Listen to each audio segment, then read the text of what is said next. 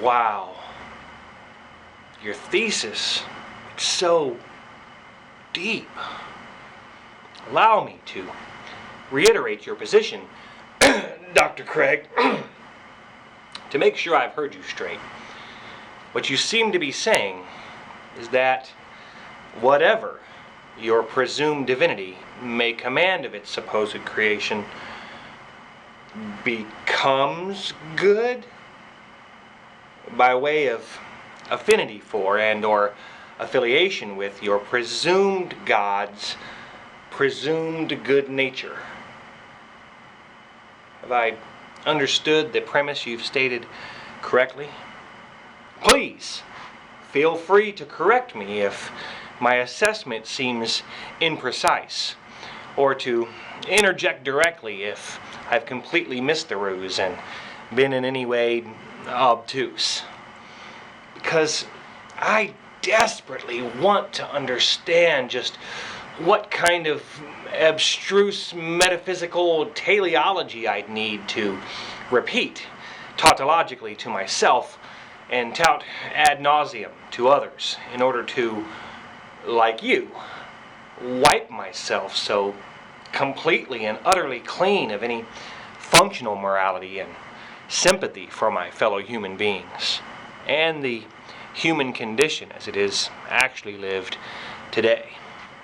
I too want to trade in and witness for a theology that exchanges heartfelt humanistic empathy and places in lieu the ancient Hebrew gods' method of forgiveness for the pretended affliction called original sin.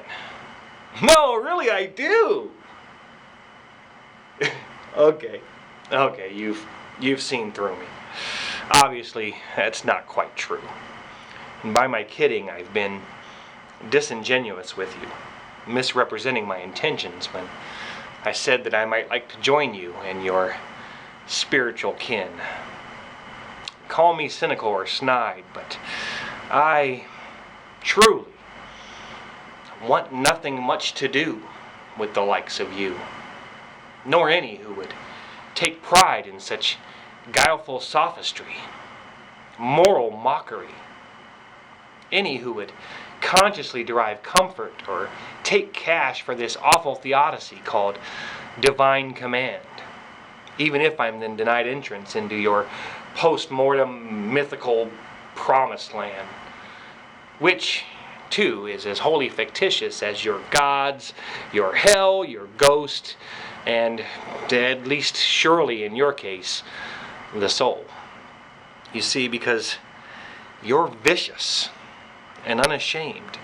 You glorify victimhood in the name of fabricated faith-based pseudo-philosophy in an orthodoxy that would demand that we abandon our natural dignity, would remand us our uniquity, that threatens us via ubiquitous omniscience and omnipotence for obliquitous slights against its own makeshift and twisted form of contractual iniquity.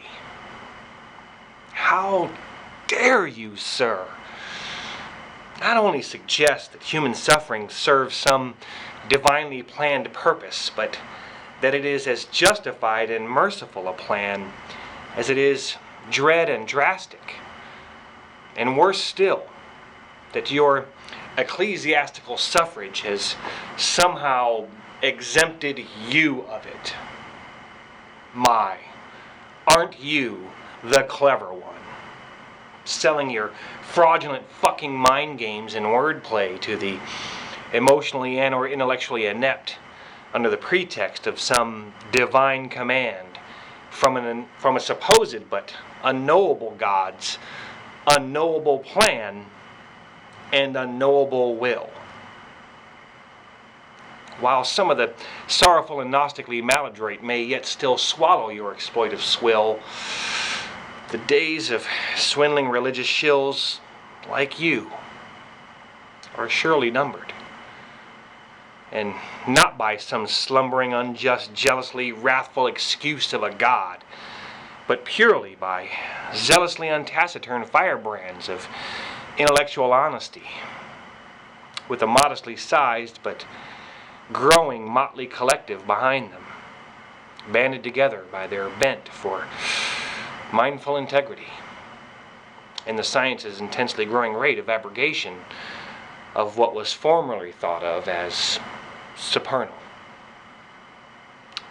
Mankind, so once tried by means, is finally coming full circle.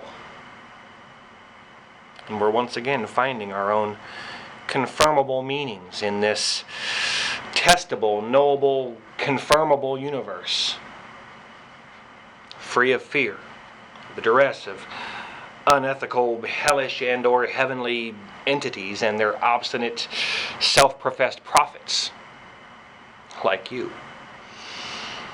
Our salvation, so long thought lost, found merely in each other's arms, even as the age and reigns of so many terrible, easily contestable, but somehow still beloved gods come slowly but clearly to their inevitable ends.